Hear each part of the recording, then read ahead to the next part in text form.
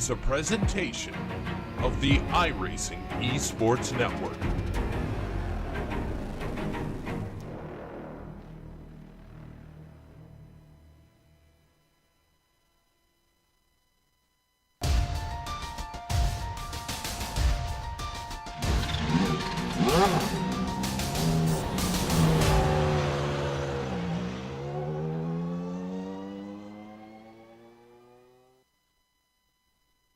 Gerber, Iamaki, Albrecht, and Toika. 4 fast names separated by only 16 points.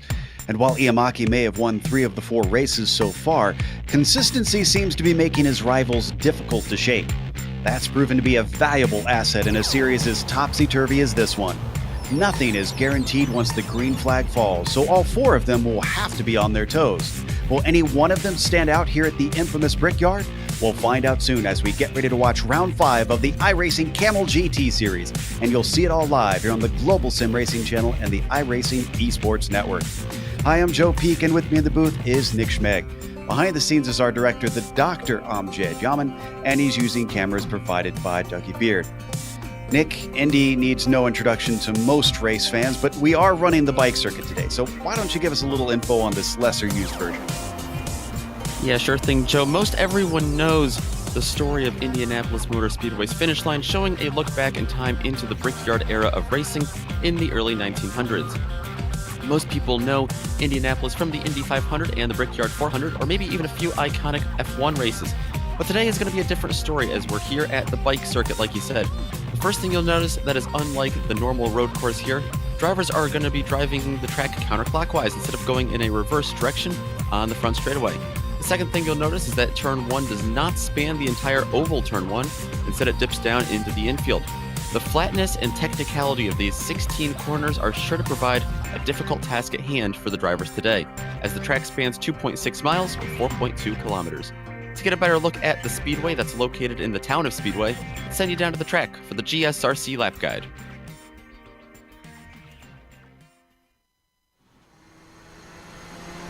All right, we've got Johnny Bell in the GSRC Nissan, so let's do a lap around Indianapolis. Typical for a Roval, turn 1 is fast, but watch out for the bump on your way in.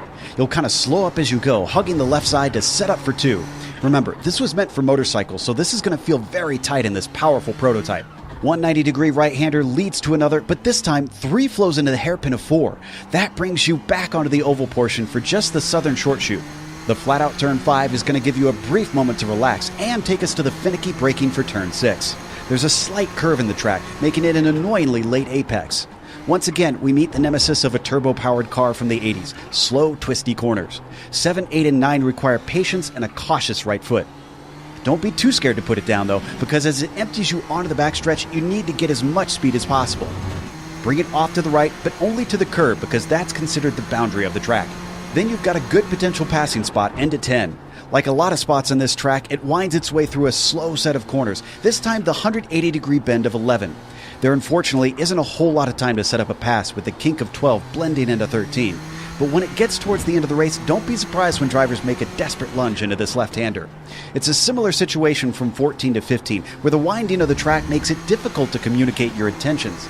But your focus should be on this final corner anyway. Bringing you back to the front stretch and the longest acceleration zone of the circuit, it really demands that you get yourself the best launch possible. Expect a lot of drivers to have a game of chicken down to that first corner, but hopefully you've now finished a lap around Indianapolis.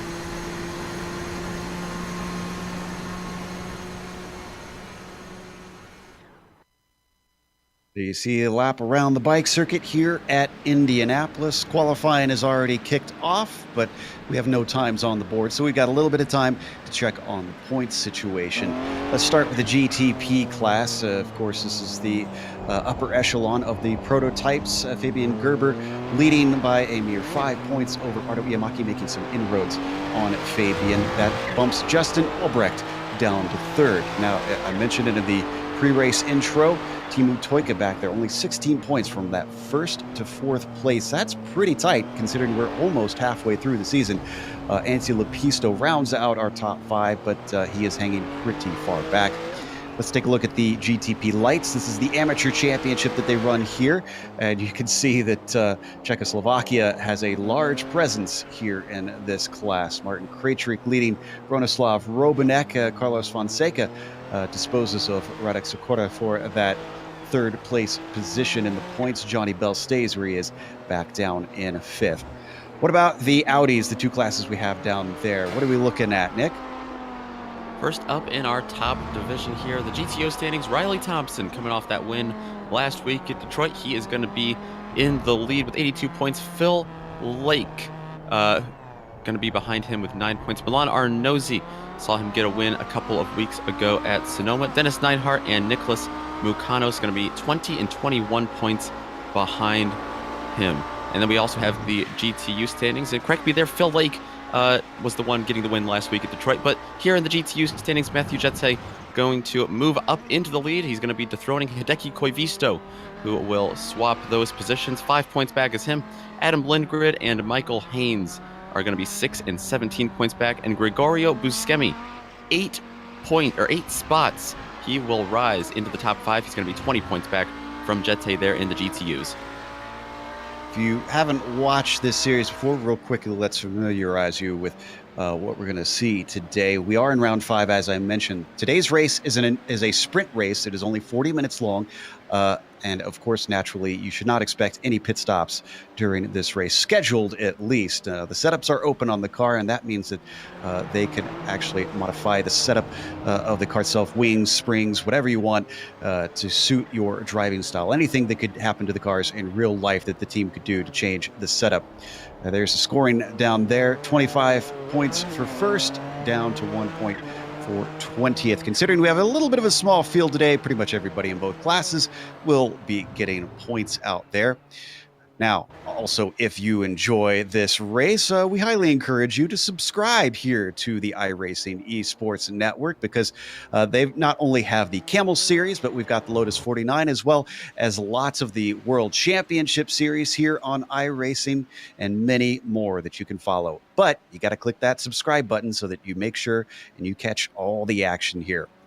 As the times start to come in, Iamaki currently has the fastest up in the prototypes, but it's Phil Lake leading the way down in the GTOs. Thompson following pretty closely behind him. Honestly, very, very tight between those two in terms of qualifying time. So I'm looking forward to a pretty tight race up at the top of those Audis. Yeah, absolutely. The top of the Audis right now, as you said, Philip Lake able to keep that lead, and he was coming off that win last week at Detroit. Riley Thompson able to finish third place there. That was an exciting one for sure. This one 20 minutes faster. It's going to be a 40-minute race instead of the 60 minutes, so going to be slightly less hectic for them, I'm sure. But we saw quite a lot of fuel strategy go into last week. It's one thing not going to have to worry about today. But nonetheless, definitely going to be exciting. It's going to make up, or the track here is going to make up for that excitement. We ride on board with Phil Lake. Let's see what he can do on his second lap. Right now, he leads Thompson by 17 thousandths of a second. And second one across is not faster for Lake. For Thompson, it is faster, and he's going to take the pole away from the number 4 car. Ooh, I think it's going to get a little bit spicy here then. Milan Arnozzi is going to join them on the front row, actually, so he's faster than Lake as well, as more times continue to slot in. One that I'm watching for, because right now Ardo Iamaki, who leads the GTPs, has got a big gap over the next car, over a second over Stephen Warkup. One of the drivers I think that should be able to challenge him is this man, Antti Lepisto, another Finn. He's coming around to complete his first time lap just now. Absolutely, Antti Lepisto. We've seen him be very, very strong all season. Been challenging Ardo Iamaki there for the top spot in all the races, and he's going to be just shy. He's going to go to second place as of now, but he does have one more lap. Just under a tenth behind Ardo Iamaki. That's a much closer fight as we ride on board. Let's see what we can pick up from on here. There's some tight, fiddly little corners. They're made for motorcycles, obviously, with this being the bike course, not making obvious why it's named that. So I have to imagine that the turbo lag in these Nissans is going to be a little tricky. Absolutely. They have just the tight turns to get around, a lot of off throttle here in those really tight hairpins, and the whole track essentially is flat too, which does not help the balance of those cars one bit either. This comes down to turn 10. You can see that paved area off to their right coming into that corner. We should note that is out of bounds, so they cannot race out there. It's only up to where you see the curb on that turn entry.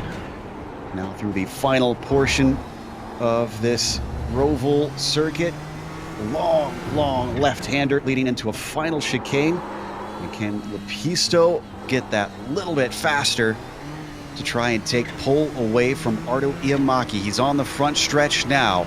He has less than a tenth to try and improve. As he crosses the line, he does improve. Is it fast enough? No. Oh, it is. 16 one-thousandths of a second for pole. Oh. I think both classes are going to be very, very interesting in this race. Michael Haynes just completing his qualifying now as well. Believe, Haynes actually has both of his in. So does Ove Trangrade, who's still out there, and Johnny Bell. So our field has been set. That's going to take us to the grid here in round 5 at Indianapolis. Let's read you through it. As we mentioned, Ardo Iamaki managed to take the pole. Antti Lepisto will be starting next to him in second place, but it looks like it's really a toss-up on who's faster here today, at least on one lap pace. Stephen Warkup, he's quite a ways back, so it might be a more of a battle for best of the rest with him starting from third. Martin Krejcik will be behind him in fourth. Then the next row has John Keefe starting fifth and Bronislav Robanek in P6. Johnny Bell starts in seventh, who ran our lap guide for us. Big thanks to Johnny. Carlos Fonseca will be eighth, and we don't see him here, but Ryan Lang will start behind them in ninth. He did not get a lap time in. And the GTOs is going to be Riley Thompson on the pole there. Second place alongside him going to be Milan Arnozzi, followed by Phil Lake, Adam Lindgren, and Nicholas Mukanos. They will be the top 5 for that class. Then Tanner McCullough is going to be starting 6th there. Franco Scurry, Jamie Hall, Dennis Neinhardt in the 8 car, a little further back than I might have expected him here. Laurie Montevara, Ove Trangrade, Sergei Serbin will round out 21 cars overall field. Hideki Koivisto, Don Peak, and Michael Haynes will be the full GTO field today. Well, the good news for the GTO field is that it is the larger of the two, a relatively small amount of drivers up in the prototypes, which would mean a little bit fewer in the way of interruptions, hopefully, for those cars as we now fly down the grid. They're waiting to take off on their pace lap behind the roof pace car. So we'll be, of course, with most mixed class racing, a rolling start out here today. Now, what I'm curious to see is, it's been a while since we've covered a race here at this bike circuit here, Nick, and when we did, it was in the MX-5s last, I think it was, which is a very different car to these two. So I'm curious if passing is going to be difficult. Does it take away a lot of the opportunities, or with it going in sort of a reverse order here, does it actually introduce passing opportunities? There are a lot of good passing zones here. The problem is that there's just very little speed going into a lot of these turns. Like we said earlier, the track obviously designed for motorcycles who would be able to, zip through these tight hairpins and chicanes a lot faster than these full-bodied race cars. But the thing that I'm more concerned about is definitely the multi-class racing, when the Nissans are going to catch back up to the Audis here. A lot of these corners, there's barely enough room for 1 or 2 of them to go through there, let alone 2 or 3 of the same or different class. Yeah, and as we know from following this series for a while now, that it gets chaotic quick. And when we say 3 or 4, that's not an exaggeration. You might actually see 3 or 4 wide at some point today. Now work their way through the infield portion as we take a look at Thompson, our pole sitter over on the Audi side. He's certainly got good company there. As you mentioned, Thompson, Arnozzi, Lake, all race winners. Adam Lindgren, I don't think we've seen him win a race at least on the broadcast in the GTO. So I'm sure he'll be hungry for that good opportunity here with a somewhat smaller field today. Mukano's behind them, tends to be a major player. So very, very good talent up in the GTO class. This could be a good chance for the GTPs, though. Some of the drivers who tend to not see podiums up there maybe win one today. It all depends on how it squares off between Lepisto and Iamaki. Absolutely. A lot of talent still in both of these classes for sure, despite the smaller field today. But as they make their way around these last few turns, we're all going to see here how aggressive they get at the start and what that means for the rest of the race.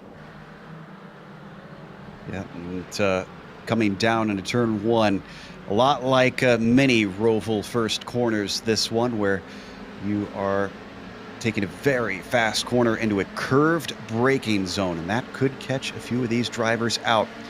So as they come around the final corner, the roof pace car now peels its way into pit lane. Iamaki has control. He's stacking them up, making them wait. Now he accelerates away. Green flag is out here in round 5 of the iRacing Kamel GT Series. Oh, trouble in the Audis already before they even got to the line, too. That looks like Phil Lake, one of those having trouble. Meanwhile, the GTPs have hit the first and second corner, and they're getting single file very quickly. So it looks like that is much more calm. But now the GTO class is headed down to that same section. Milan Arnozzi diving underneath Riley Thompson, and Thompson going to try to cross him over here to not let him get away. But right now, it is Arnozzi into the lead. Beautiful move at the start of the race. That could get him his second win here this season as he stretches away, coming through the southern short chute. And now back into the infield they go. So those cars also starting to spread out, trying to get themselves some track while they don't have to deal with the second class. That brings Tanner McCullough there, you can see in the blue car, up into the mix as we switch over to the GTPs. It is Iamaki leading Lepisto. Warcup slots into third with John Keefe in fourth and Krejcik in fifth. Definitely a much cleaner start over here in the GTPs as Lepisto trying to not let Iamaki get away, and he does have Warcup at a pretty much even gap behind him as well. I think things have mostly settled down with both classes as we watch Iamaki start to try and break that draft already. Seems even though it's shorter than normal here at the road course, the Roval, it is still a fear. So let's take a look at the replay and what happened at the start. I had my eyes on the GTPs. Did you see what exactly happened here, Nick? Phil Lake got clipped here, you're going to see. I believe that was by Lindgren there, and just a little bit of a domino effect. Actually got into the back of Arnozzi a little bit when that happened. And it just kind of stacked a couple of drivers behind them up. It allowed some guys like Tanner McCullough to move all the way up to third place. Yeah. Lindgren trying to take evasive action. He moved off into the side when Lake was not expecting it. You see it from Tanner McCullough's point of view, then we'll come back live. Oof. Yeah, unfortunately, that can happen at times, especially since they get the green a little bit earlier, and that can cause miscommunication. But otherwise, just seems like only Lake fell victim to that, and he actually has taken to the pits to get repairs. He must have had his suspension touched in that tiny little contact with Lindgren. Come back live now. The number 5, Riley Thompson, still chasing Arnozzi. Relatively close fight. Arnozzi taking a little bit of liberties with the track exit there. Yeah, Arnozzi really further back there off the track, because it looks like Neidhart ran into a couple issues possibly there. Looks like he got into it with Lori Montevari. Or the other way around. I think Lori got into him. Turned him around coming onto the back stretch, and unfortunately that cost him at least 3 or 4 places. So Dennis has got some work to do now. We'll watch one more time from on board the DH driver.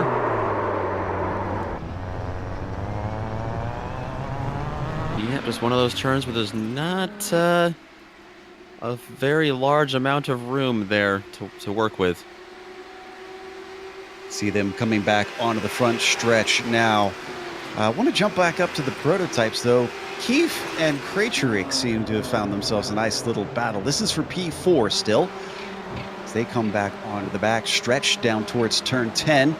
In a few places you can have a pass into here. Keefe, one of the drivers that said he was surprised at how much he enjoyed this circuit. The regular Roval doesn't have too many fans here on iRacing. Yeah, many drivers post-race last week in interviews were talking about how much they were looking forward to this. Just a lot of these drivers, they like to drive different cars. They also like to drive different layouts. And John Keefe, of course, one of those right now holding off Krejcik for 4th place. He's within sight of War Cup, so he could try to chase him down yet still, but I'm sure his eyes are more in his mirrors as we look out the 007 cam back at Martin. Just keeping him in check. Haven't really had a go at him that we've seen on screen as they fly down into turn 1. You know, what surprised me as I was putting together the lap guide is I didn't realize there was such a huge bump into that corner coming off the oval portion. Yeah, absolutely. It's that really rough transition going from that bank to oval. The banking here doesn't look like it's too much, but when you hit that flat apron, you really feel that transition underneath you. And a lot of these cars really close to the ground, like the Nissan especially, you got to be really careful. That car gets really finicky over that bump. Keefe seems to be leaving Krejcik in the dust. Let's jump over the GTOs as we've got a little better for 5th at the moment. Franco Scurry and Jamie Hall have been keeping close eye on each other. Hall, one of the teammates of Phil Lake, trying to carry that dirty torque flag. They now head into turn 1, swinging wide, keeping it hugged off to the left.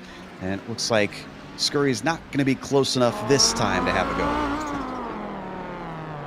Scurry's been keeping him in check. A lot of these cars, they all get really bunched up, as you see there, right through those really tight motorcycle preferred sections of the track there, but all creating so much better racing. You see them taking so many different lines through there, trying to figure out this layout as well. Variety of lines means different opportunities opening up. A little bit of a slide there for Scurry as he's trying to close in here on Hall. And these cars we've seen in the past, Nick, aren't necessarily fans of being slid around too much. Especially, I've driven this Audi, and boy, over the course of a race, you can lose some serious grip in that car. Yeah, before the race, I wanted to get the feel of the track for myself in the Audi, and that lap did not last long, let's just say. So it is not super easy here at this layout, especially by yourself, let alone trying to run with other cars and chase them down. Well, speaking of which, let me see how close we are to seeing lap traffic. I actually think Yamaki is about to catch the first of the GTO cars. The good news is that they are spread out. It's Michael Haynes that he's coming up to right now. Looks like Haynes going to stay wide at turn 10. Let one of them through and both of our leaders through. Lepisto sneaks by just in time. Looks like Iamaki has Don Peak and Hideki Koivisto ahead of him. They're making their way onto the front stretch now. As Iamaki has a couple turns there. Now, one thing we haven't mentioned is the weather yet. It's actually pretty cool, and 71 degrees on track is because, well, it is at 19:12 in the evening, Army time, or virtual standard time. I believe that's a little after 7 o'clock. So a little bit late in the day here for this race compared to what we're used to seeing. But at least it's giving the drivers quite a bit of grip out there. Yeah, you can really see the little bit of a sunset there as the shadows casting on the grandstands, and you see the oval track behind you there. But yeah, going to be a lot grippier for these drivers, which I'm sure they love. Yeah, in the GTO field, look at this battle going on. This is Dennis Neidhart working to the inside of Sergei Serbin and not able to gun it off the corner fast enough. He could get another try down into turn 10. He takes a little bit of a peek. He sticks his nose in, but can he get it done? Because the track is going to switch back into 11 here, and I think he's got it. Now Serbin has to worry about Ove Trangarade, who started a little bit farther back than we're used to.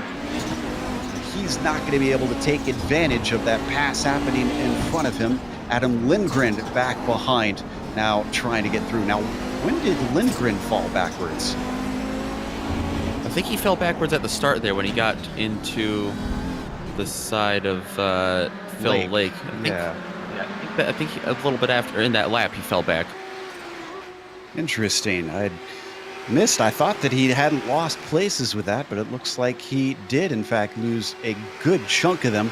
Now he's stuck at the tail of this train of cars, all fighting for what is effectively 8th, held by Neidhart for the moment. Still 30 minutes left to go. We're a quarter of the way through the race at this point. And they're going to have a little bit of company soon. Ardo Iamaki catching this train. Yeah, Iamaki's going to want to catch him at a good section. He's going to want to catch him more in a section of the normal road course and not so much a section of one of those moto track detours that the cert layout takes. But it looks like he's going to catch him in a fairly good spot, possibly. I don't know about that. Through these S's, you can see he's going to try and get by Lindgren, but he just cannot get the power down, making it incredibly frustrating. And this is actually causing Lepisto to catch him. Lepisto does not get a run onto the back stretch. That's one Audi done. They don't catch them down this straight. Oh, trying to go around the outside. It looks like Lepisto could take the lead away, and he does with a beautiful outbraking maneuver. Here comes Iamaki back around the outside, looking at 3 wide now through 10, 11, contact. Lepisto gets almost turned around. He gets the car going once again, but not without taking a detour through the grass. Iamaki had to check up so majorly going down through the infield there, and then he had to be so ginger back on the throttle trying to get that so calm and have the turbo lag not spin him sideways, and then here going 3 wide with train grade. Just a little bit of contact made, not enough room for all 3 of them there. I think this was a net code between them. Yeah, that didn't look like those cars made contact there in the replay. So unfortunate for the Finn. And as that was happening, John Keefe just got overtaken by Martin Krejcik down into turn 2. Using a little bit of draft and some of the checkup that we're seeing with this traffic having to work amongst each other. Looks like Lepisto is going to be able to hold on to that second position as well. Workup and going to be behind him still in 3rd. He closed in on him quite significantly, but he's got John Keefe to worry about, like you said. Oh, yeah, Workup being held up. Almost trying to go 3 wide, and they make contact. John Keefe getting into the back of Lindgren. Hopefully he didn't get too much damage from that. That was Krejcik, the Audi that they were splitting there, and just no room there on the inside. He had to go through the grass, and that was John Keefe on the outside, just stuck there with no more room. Yeah, I think they were both trying to be sneaky at the same time and didn't realize what the other was doing. Causing an inadvertent 3 wide situation. So Krejcik holds on to 4th now. John Keefe loses a little bit of time, but keeps the car going. Pass on screen, as I believe that was Laurie overtaking Ove. Oh, excuse me, no, Ove has managed to get by Laurie.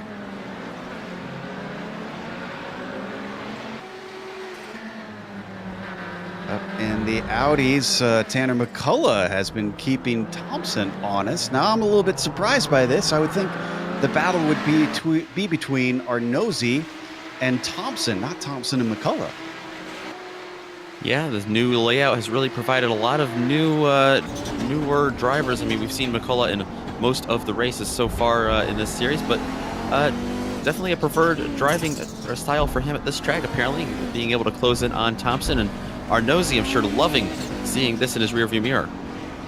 Absolutely, because Riley is a whole 2 seconds back as it is. If they start fighting more, on top of it, they've now got Iamaki, our leader in the GTPs, trying to sneak inside. This might not be a good spot for Thompson. He has to go wide at turn 10. It switches back in 11 to save his bacon, so McCullough can't stick his nose in quite yet, but he is a lot closer now. Yeah, Thompson didn't like that, but McCullough sure did, and they've got quite a ways back until Antti Lepisto, as he'll be closing in probably this next lap on him, but McCullough definitely going to have a better lap there. Try to set up a run here on Thompson. I've noticed over the years that these Audis punch a big hole in the air.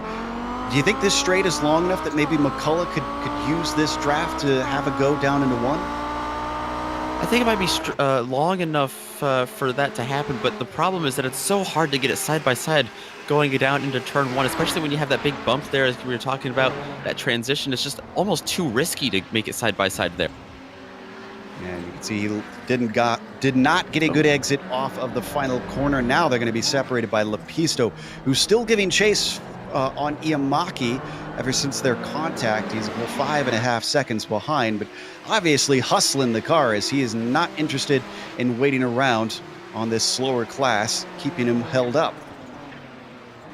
Yeah, when Iamaki went by the last lap, it really helped McCullough. That time when Lepisto went by, that really helped Thompson. So Thompson able to put a little bit of a gap on him there, as Lepisto will be able to get around. Maybe our nosy right now.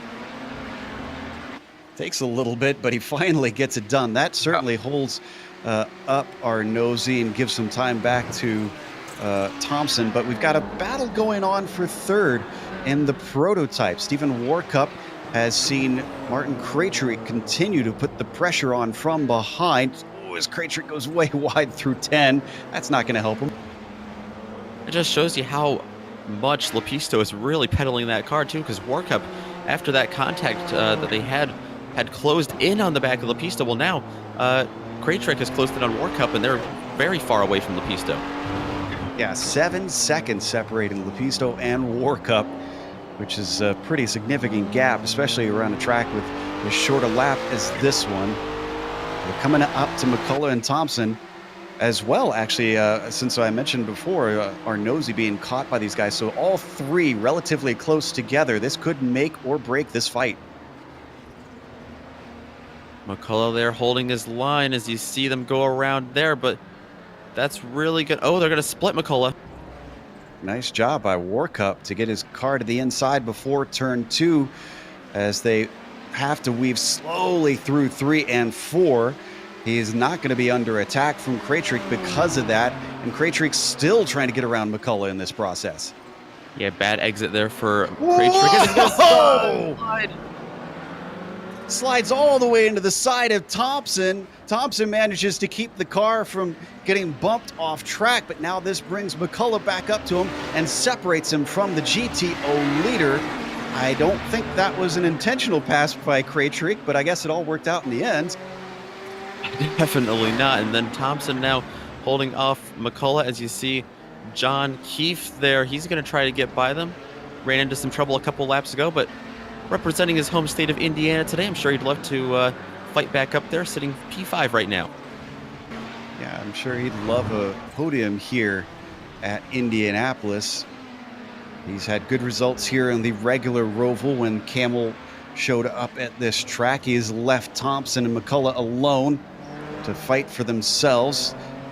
Before, McCullough couldn't seem to get a good run on the front stretch. Let's see if he can this time to use that draft we keep talking about. Immediately, Thompson weaves to the inside to try and break that draft, and McCullough doesn't seem all that interested in staying in tow.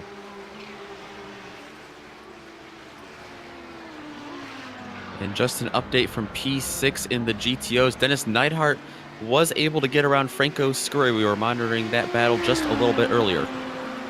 That happened down into turn 10 between them. Neidhart demoting Scurry now to 7th position as you see them working their way through turn 1. Scurry looking very strong through that left-hand sweeper, though. He takes a peek down into 2, but it's not going to work for now. As they now come into 3 and 4. We've got to let the car of Carlos Fonseca by in a moment. He can get the power down off the corner. We ride on board with 7th place Scurry.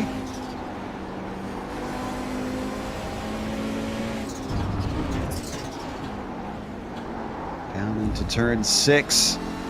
Scurry staying right in the tire tracks of Neidhart. He may have managed to overtake him, but he can't shake him yet. Yeah, Scurry is there, definitely putting the pressure. I think he's getting on the throttle a lot better. He didn't quite do that there too much. That's going to be a really good exit for Neidhart. And Neidhart lets the car of Fonseca through, so shouldn't bother that battle too much as they continue on trying to settle 6th place. And did Montivara just lose a position? Looks like just a close battle between them. An attempt was made by Trangarade, couldn't quite pull it off. Excuse me, no, Trangarade was ahead and Montevarro was trying to make a pass and could not pull it off on him. Adam Lindgren still sitting behind. This has got to be frustrating for Adam, knowing the pace that he has. Seems like regaining positions that you lost is very difficult to make the overtakes work. Yeah, especially here with all these tight hairpins and really tight corners. Lindgren really feeling that struggle. He's going to dive to the inside here of Montevarro there, and he's going to make that pass work. That's one of the riskier turns to make a pass work, as they have the Nissan of Ryan Lang coming up behind him. Well, Lindgren's finally got that one done. Next up, the road is Trangarade, but it seems like Trangarade's found some pace. Unfortunately, not fighting for as high a position as we saw a few hours ago in the Lotus 49. Ove certainly has got some work to do, at least in the Audi here at the Indy Bike course. He's trying to run down the likes of Scurry and Neidhart, who are still fighting. So if they keep going side by side, he could yet find himself a position. You can see he is staying very, very close to the gearbox of Scurry. Excuse me, of Neidhart. Making it work right now, not letting Neidhart get away. Neidhart had a little bit of a slide there. Scurry's going to be able to take advantage just a little bit, shave off a couple tenths from that gap. But still, Neidhart holding strong. We're now halfway through this race. So if Dennis has been able to withstand for this far, maybe he can hold them off for the second half as well, as they return to the front stretch portion of this track. Poor Cone having a little bit of a flight into the fence. I know there have been some drivers calling for them to add the curb that they did on the Roval portion, the normal Roval portion. I concur. I'd love to see them take a little bit of time to add that in. Not going to be able to get him this time, though. Franco Scurry, the Italian, still making Dennis work hard to hold on to this spot. They are ahead of Ryan Lang, who we saw overtake the likes of Trangarade and Lindgren a little bit earlier. Now he's got these two to deal with. Meanwhile, we've jumped up to second place in the GTOs. Thompson still scantly ahead of Tanner McCullough. McCullough able to close that gap quite a bit, but here comes Johnny Bell in the number 23 Nissan trying to make the outside work. He's going to have to go through the grass. A little bit of a mowing job, unfortunately, and he gets the car back on track eventually without turning it around. Certainly doesn't help his case on trying to keep Carlos Fonseca behind, who gained a bunch of time from that one. And it shouldn't be long if Bell keeps it clean that he will be right back to the rear of McCullough and Thompson. Here he is already. Well, the last try didn't work out. Let's see what happens down the front stretch this time. Could have damaged the underside of the car with how much he was bounding over it in the grass. He's looking at the inside of Tanner. Tanner's going to let him through. There's one, and there's two as he sneaks by Riley Thompson. Thompson didn't get a very good turn there. McCullough, when he was getting passed by Bell, he was forced to take a later apex type of turn. It really helped him close that gap on Thompson. Yeah, Thompson. It never ceases to amaze me how much better off the corners these four-wheel drive GT cars are than the prototypes, as Carlos Fonseca now works his way past the peak to the inside. Johnny Bell sliding off course. That little distraction gives McCullough a chance to try and pass, but he can't quite get it done. McCullough was there. He had to hit the brakes hard to get off the rear of Thompson and not get into him there. He did a good job, and he couldn't go to one way or the other because there was Nissans on just about both sides of him there. Fierce stuff for second place, while Milan Arnozzi is going to laugh his way to the bank. He still leads by 4.5 seconds over Thompson and McCullough. In case you're wondering what's going on with the GTPs, well, we're not really missing any battles up there. Arturo Yamaki still leads by about 7.5 seconds. And then it's a whole 14 seconds from Lepisto back to third place Warcup. It's pretty much what we expected based on the qualifying pace, except we kind of hoped that Lepisto would be closer to Iamaki. That little incident certainly robbed us of a little bit more action. This battle for second in the Audis still going on. Johnny Bell for the third time in 2 laps, making his way past them. And he's going to split them here once again, just like he did last lap here. A little bit of a thorn in the side of these two. I'm sure they're going to want him to successfully make this pass this time. Still stuck in a sandwich in between the Audis. As he swings around the outside of turn 5. All he has to do is get on the power smoothly coming out of 6, because this is what tripped him up last time. And it looks like he's got it now. I think we missed a pass for 7th place. Ove Trangerade continuing his climb up through the field. Nick, I didn't quite see exactly where this happened. Let's look at the replay. Looks like he was... front stretch. Yes, looks like we're possibly going down into turn 1, possibly before he even got there. Got a really good run onto the front stretch. Beautiful move there by the Scandinavian. That's going to gift him 7th place. And as we saw, since Scurry and Neidhart were in a close battle, Trangerade doesn't have that far to go to get up to the number 8 car. Now down to 14 minutes left on the clock. And I think we spoke too soon on the prototypes, because Krejcik is all over the back of Stephen Warcup. This is one that we've been watching. Krejcik seems to be dealing with traffic a lot. There's almost contact made as they have Hideki Koivisto in front of him.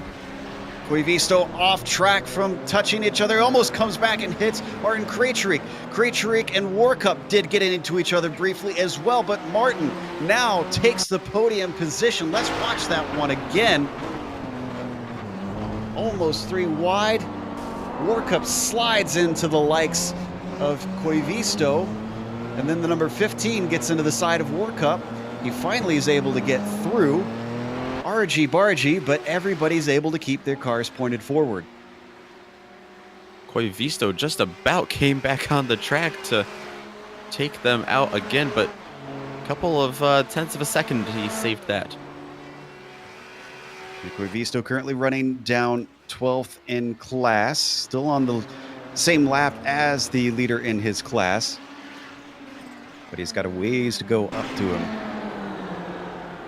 This is that battle for second we keep looking in on. It hasn't changed hands yet. At least I'm pretty sure. Am I correct? McCullough has not got by Thompson this whole race. Correct. Thompson has been able to hold that steady. Tanner McCullough started in 15th overall. This is 12th overall that he's sitting in. Trying to make one more spot up here. He's been trying for a long time now. Nothing's been successful. He's tried to use traffic. He's tried to use pace. He's tried a lot of things. And as Thompson weaves down to the inside to the pit wall to keep McCullough from getting the draft, this front stretch doesn't look like it's going to work for him quite yet. They swing it into turn 1 off of the oval portion. Ryan Lang going to come through another time on these two. Whoa, look at him close under braking, though. Oh, and he misses a gear. McCullough can't get the car going. That drops him some time. What was a couple tenths of a second is going to grow to 2 seconds. These older gearboxes in those Audis are really finicky a lot of times. It's really easy to miss a gear. That's really going to hurt McCullough. McCullough, who's coming off of his best finish last week at Detroit with a P5. Best finish of the season for him so far. Franco Scurry not having a good time. He not only lost the spot to Trangerade, but now Adam Lindgren is able to sneak through. Another case of the draft on the front stretch helping facilitate the pass. Let's watch Lindgren just get the run off the corner. Let's look easy.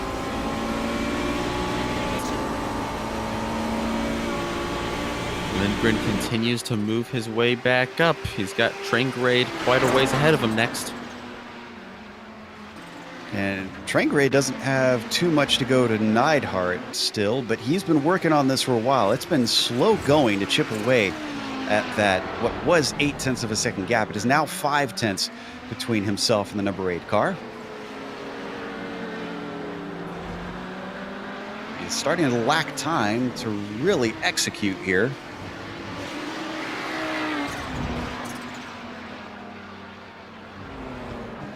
Coming around the final part of the circuit as they try to squabble over 6th place out here. Looks like we got a little bit of a battle brewing 5th in the prototypes. Bronislav Robanek, who hasn't had a lot of screen time, has started to catch up to John Keefe. Remember, Keefe had a little bit of contact with one of the GTO cars, and I wonder if he's damaged. Yeah, Keefe's got a little bit of damage on that front end of that prototype, especially that front right. And that's definitely helping Bronislav Robanek, whose car looks much cleaner than his, to get up there and especially on these straight lines, really close in on that gap. So we are just over 10 minutes left. Robanek should, if they keep it clean, have enough time, I think, to get to him. Yeah, I wouldn't doubt it, the way that the pace seems to have dropped off on that red and white Nissan of John Keefe, that he's going to be easy pickings for Bronislav Robanek. Surprised at how many cars have stayed within the same lap of their leader. Kudos to everybody for really showing good pace out here. I think the only one who has been lapped by his own class leader is Michael Haynes. Still on the lead lap? I think he's been lapped. Oh, no, he is on the lead lap of the Audis, it looks like.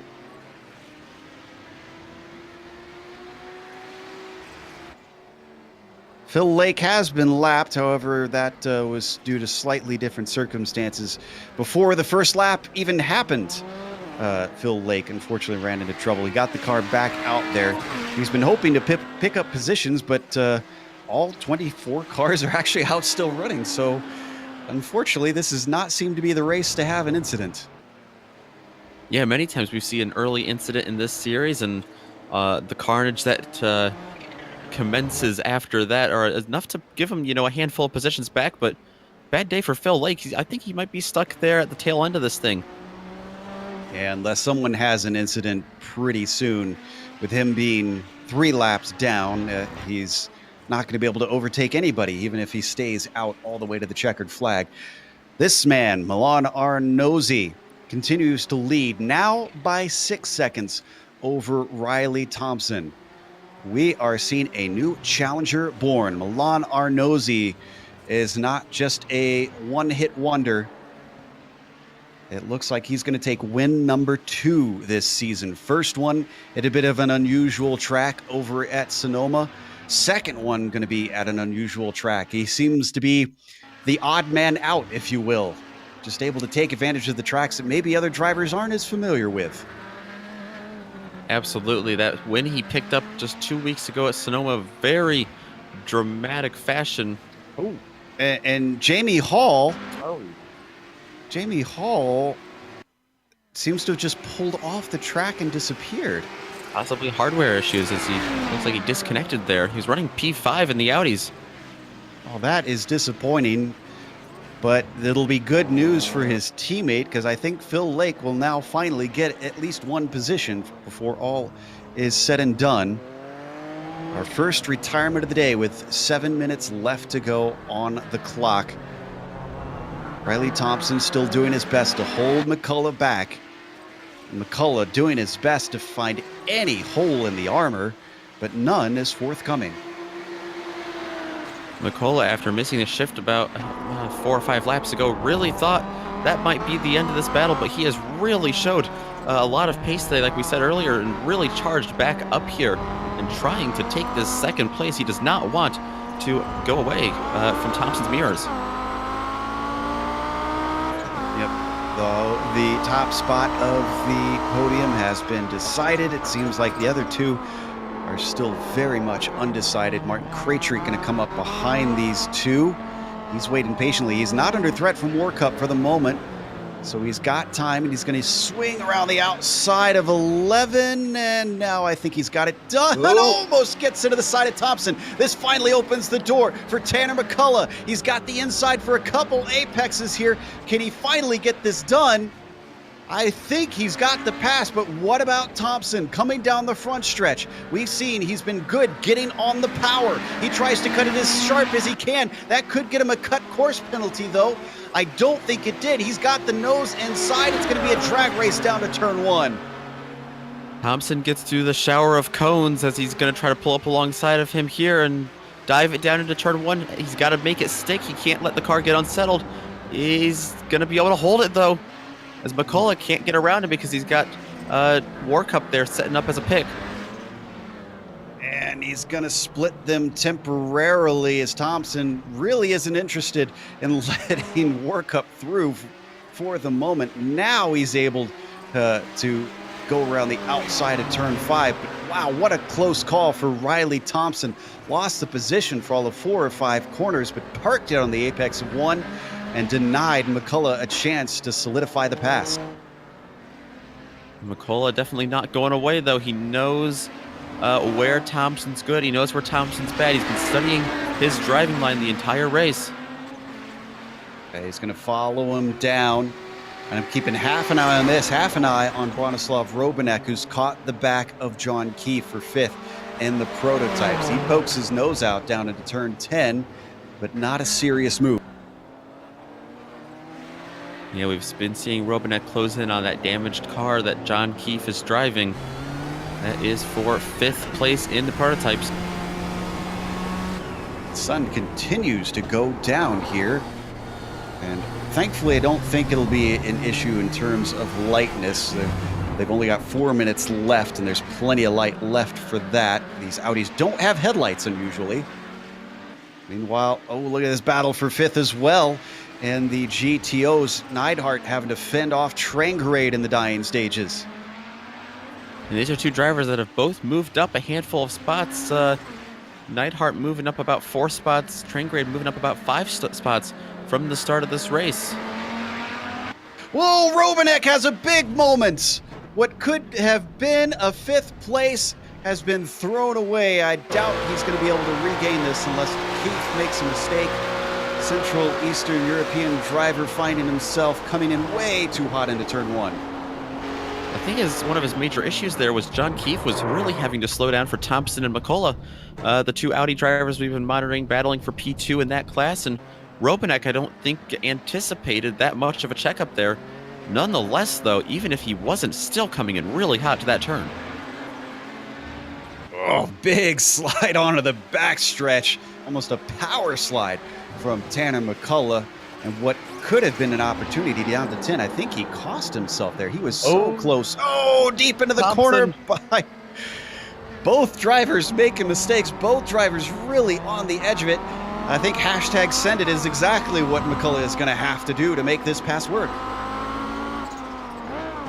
He's got a few more good opportunities. And like I said, he definitely knows that was a big moment there for Thompson as he got up on the curbing. Allowed a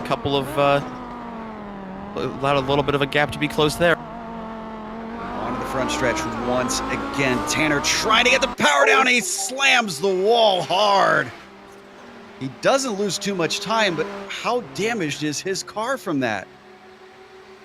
The right front pretty damaged from that contact with the wall. We'll see, though. These cars not overly aerodynamic to begin with. We'll see how much effect that has on him. McCullough right up to the rear of him. And they've got Bronislav, who has regained composure and is going to have a second go at getting by these 2. Yeah, looks like Tanner didn't lose much time at all down the front stretch, so he's okay at least in straight line speed, but what about handling? Robanek gets through 1. Robanek trying to get around Thompson now. He'll switch back to the inside and make that work, and not going to cause too much of a stir there. Actually, Thompson's going to have the door opened up on his inside. McCullough peeked down there, didn't take it. And now McCullough clipping the grass just a little bit to get him sideways, but he's going to have a big run down here on the straightaway. Thompson covers him off the first part of the backstretch, but then comes back to the racing line. Feels safe enough, at least here. McCullough does not have a go at him. And we've got a little bit of time, about a lap and a half left. I'm just checking in on our leader, and Iamaki is going to get the white flag next time by. Whew, this is getting tense. You have to wonder, when is McCullough going to run out of patience? I think his best opportunity might be if he can get it down into turn one. We've seen him dive it down into turn one before, but it's really hard to hold that position there. It's so loose and bumpy too. As now you see Thompson weaving on the front stretch, trying to break that draft that you might pick up. Yep, down into turn one. This is where McCullough has been a little bit strong under braking. And as they work their way down to two, not as strong as we've seen him in the past, unfortunately. Behind them, Iamaki is taking the white flag. He is 11 seconds clear of Lepisto. Ever since that contact, the number one car has been nowhere. And Iamaki looks like he is going to go 4 for 5 this season if he can just complete one more lap safely. It's been a dominant start for Iamaki, racking up the hardware, and he's going to add one to that list today, opening up that points gap as well. And we should point out, Fabian Gerber not here today. So that's going to be a nice points haul on Iamaki to potentially retake the points lead. Milan Arnozzi as well, looking to take his second win of the season with a handy gap of about 8.5 seconds over Riley Thompson. And I don't know if McCullough is going to have enough more opportunity to get to the back of that number 5 Audi of Thompson. Thompson looked really good this lap. One more clean one is all he needed. Indeed, he's got this one more to go after they cross the start-finish line. So this race I don't think is over yet, because Ardo Iamaki will finish behind them. And you can see how much he's trying to break that draft to keep him at bay down into turn one. I think we're going to have enough time just to watch this, and we'll have to switch over. And it doesn't look like he is quite close enough this time. We've got to go to our leader. Ardo Iamaki comes to the start-finish line to take win number 4 this season here at Indianapolis.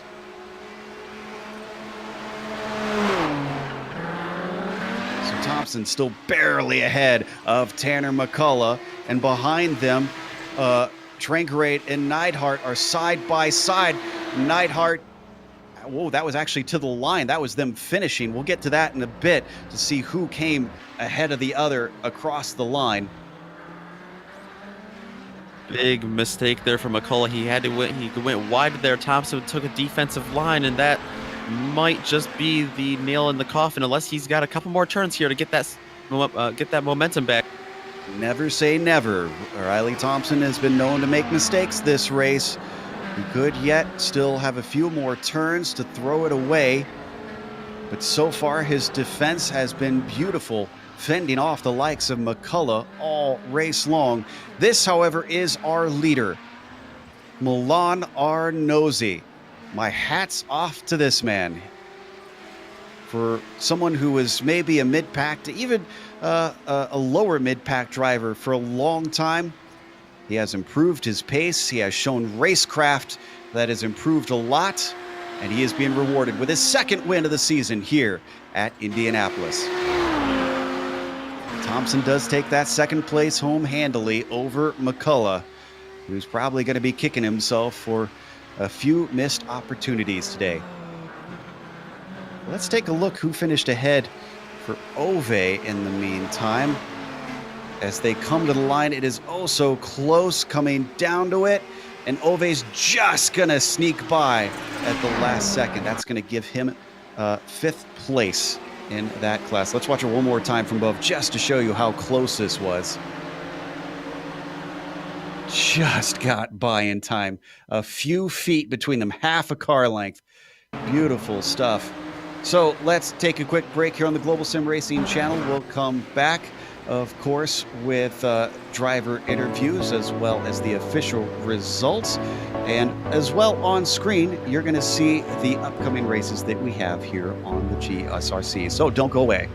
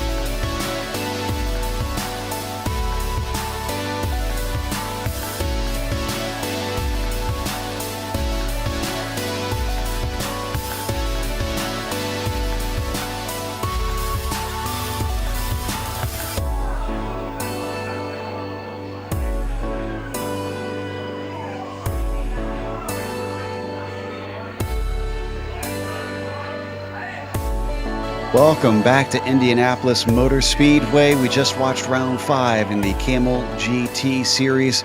Your winner here today has been a winner a bunch of times this season. Ardo Iamaki, 4 for 5. Impressive stats for him, and that should bump him back up to the points lead. Antti Lepisto tried to challenge him at one point, but a little bit of netcode seems to have caused them to separate and never allow Antti to get a chance to fight back. He finishes second place. Martin Krejcik elbows out for him to get a podium finish here today. He had to get by Stephen Warkup, and it was a little bit of contact that allowed him through in the end.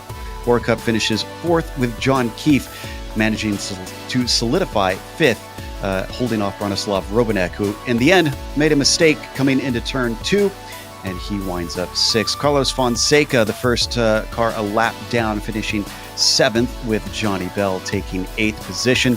And then Ryan Lang finishes 1 lap down, the last of the GTP cars down there in 9th. Milan Arnozzi, like we said, taking his second win of the season in the GTOs. That's for 10th overall. He's followed up by Riley Thompson, finishing 2nd. Tanner McCullough getting his best finish of the season there in 3rd, fighting Thompson all race long. Nicholas Mokanos and Ove Trangarade are going to finish behind them, 4th and 5th. Trangarade just barely getting that spot at the line over Neidhart. That are going to be followed by Adam Lindgren, Franco Scurry, Lori Matavara, and Sergey Serbin rounding out the top 10. And then our 15-car Audi field will be rounded out by Hideki Koivisto, Don Peak, Michael Haynes, and Phil Lake getting that spot over Jamie Hall there at the end. A disappointing day for the Dirty Torque team as they were last and second to last in their class. But second place in his class is Riley Thompson, who's going to talk to us about that fight with Tanner McCullough. You had to hold him off for a long time, and it almost looked like for a moment that he would get by you. Yeah, it was definitely interesting battling with him for the whole time. This track is definitely interesting to go just one wide with and battling with the track itself. So trying to battle with him was definitely interesting. Now, we saw a little bit of damage on the right front of your Audi. Was that affecting either the handling or the top speed at all, or were you just unaware?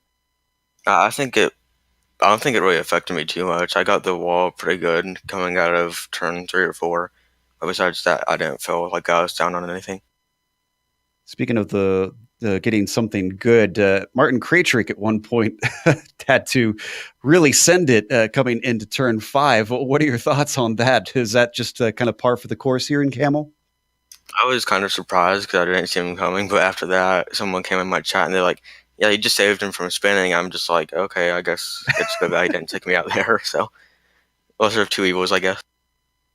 Yeah, glad to be of help, I guess. So, well, you managed to second place. Well done out there. You gave us a lot of excitement in a race with a slightly smaller field than we're used to. Yep. Thanks for podcasting this as usual, guys. That was Riley Thompson's second place here today in the GTOs. But Nick has caught up with Tanner McCullough, who was the other side of that fight. Yes, I have. And Tanner, on the back of Riley's car, you saw hashtag send it the whole race. You were able to a few times, but you couldn't quite hold on. That was a long, daunting, enduring battle. Talk us through that race. Well, that last lap there, I was really inspired by the send it on the back of his car and almost ran him over. But yeah, driving behind him was just a pleasure. There's a couple times that the Nissans dove down the inside of him, gave him a bump, put him offline, and he never really broke from it. He just immediately got back on the track, composure, and he was fine. It super frustrating because you're looking for those opportunities, and it just never happened for me. You mentioned almost running him over. We saw that with a lot of different drivers all day. Part of the reason I suspect is the bike course that we use today. How is that trying to maneuver around a lot of these tight turns that you're not quite used to all the time? I heard some other drivers weren't a fan, but this was probably my favorite race of the season this far. I had an absolute blast. I mean, I put in the fastest lap, so whatever this course is about, it worked for me. Yeah, well, Tanner, you got the fastest lap. You also got your best finish of the season in your first podium with that. So next week, we go to a track a little more familiar. We've gone to a couple of unique tracks like Sonoma, Detroit, and this one. But we're back at Watkins Glen next week. I'm guessing the competition there are going to be really ramped up. Yeah, I'm probably not going to be on the podium next week. I mean, I got helped out by Phil getting taken out at the start there this week. But yeah, next week should be a lot tougher for me. All right, and it'll be exciting for sure. That's Tanner McCullough finishing P3 today in the GTOs. Finishing 5th in the GTPs, we've got John Keefe talking to us. So Hoosier himself, John, is a top 5 satisfying, or were you hoping for more today? Well, I mean, I'm satisfied, but I think I could have had a podium if that little incident with me, Adam, and Martin could have been avoided. But, you know, me and Martin, we race each other hard, so no harm, or, you know, I was going to say no harm, no foul, but I mean, we both kind of raced the same way, so it was enjoyable. So I'll say that. Now, we saw you drop off significantly. In fact, Bronislav was hounding you up until he made his mistake. Was your car damaged? We were a little surprised at the lack of pace. Yeah, it took just a little bit of right front corner damage, and it was enough to not even get me to 5th gear on the front straightaway. And that, yeah, Bronislav, he ran me down quick. he was making me nervous there. I don't know what happened with him through traffic, but I think I gapped him by about 9 seconds. But yeah, he was breathing down my back pretty hard there for a while. We certainly thought that he was going to be able to overtake you. So I guess his incident is your saving grace. Now, it seemed like the race started very late here today, going from, I believe, to 7 to 8 o'clock almost here, virtual standard time. Were you surprised at how low the sun was? Well, I ran Friday, yesterday, so I knew what it was going to be, but all week through practice, it was getting dark, like where you need headlights. So up until Friday, I didn't know what the actual race scenario was going to be as far as time of day. So I was glad that it didn't go dark, because the Audis would have been impossible for them if it went, the way practice did all week. Yeah, I guess practice lasting a little bit longer, so possibly what caused that darkness. Well, you dealt with it well. Sorry you didn't get up onto the podium, but still a 5th place on home ground. Congratulations, sir. Yeah, it's nice when the track is close by. That was John Key, 5th place in the prototypes. One more driver we want to talk to, one involved in the opening incident that we saw. Nick has caught up with Adam Lindgren.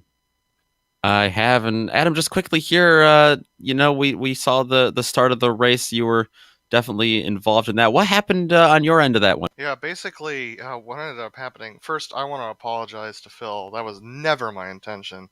I may be teammates with Riley, but that is not how our team plays. We're fair racers, but my perspective was the green flag waved, and the person in front of me just hit the brakes really hard, and so I took evasive action because I was expecting to hit the gas. I wasn't ready to hit the brakes there. And so I took evasive action. I thought I'd given Phil enough room, but apparently not. And as Phil is talking about now, just now in another server, he was like, we don't understand why he keeps getting meatballs because of small contact. And even though I did spin him, it didn't seem like enough to give him a meatball. So trust me, everyone involved was feeling bad about that. All right. Well, definitely understandable. Really hectic at the start a lot of times in Camels. He finished 9th at Sonoma, 8th at Detroit, and today able to move up to 7th. But how hard was it to fight your way back up through the field with this moto configuration? Yeah, I got a slowdown right at the beginning of the race, so that put me all the way at the back of the GTOs. And man, is it difficult to pass on this track. It's all about nailing your braking and braking at the last possible second without spinning out. And I'm glad to say that I didn't really have any other incidents with any other GTOs during the race. Just a couple while GTPs were passing. And it was really challenging, but it was really fun. I enjoyed the fight climbing through the ladder. All right. Well, it was absolutely fun to watch. You got 9th, 8th, and 7th. Can we appropriately expect a P6 run next week at the Glen? I sure hope so. All depends on how I qualify and whether or not I can stay out of trouble on lap 1. All right. Well, Adam, it was an awesome race, and definitely look forward to possibly hearing from you again next week. Thank you. That was 7th place Adam Lindgren out there in the GTO class. I'm sure he'll excuse me if I could talk, he'll be hoping for more at Watkins Glen. We'll see what it holds and how many drivers show up, since that'll be during the 24 actually next week. But we got to close up here today. We want to thank the Kamel GT community for bringing us back for another season of coverage, as well as iRacing for bringing us onto the iRacing eSports network here for Kamel GT. Make sure and subscribe to IESN so that you can catch all the action here, including many of the World Championship Series. Thanks to the companies that provide the software and hardware for our broadcasts. You can see them listed here on your screen. And additional thanks go to Eric Ekholm and June Lalonde, who provide our wonderful music. See the screen for how to get a hold of more of their great work. Thanks to the team today, Nick, Amjad, and Dougie. If you'd like to find out more about GSRC, including upcoming races, you can find it at globalsimracingchannel.com. You can also check us out on social media. We're on Twitter at GSR Channel, Facebook at Global Sim Racing Channel, and Instagram at GSRC_Graham. Don't forget, head on over to our YouTube page. We've also got a big red subscribe button. We highly encourage you to subscribe there, because we've not just got this series, but many others of all different types of racing on the GSRC. Watkins Glen is up next for the Kamel Series. That's Saturday, January 19th at noon Eastern. Hopefully, drivers won't be too tired, as it'll still be early in the 24 hours of Daytona, and hopefully they'll have teammates to take over so that they can race this wonderful series. We have upcoming races for other series listed on the screen, so check those out and mark them down on your calendar. But until next time, race clean, race hard, and we'll see you on the track.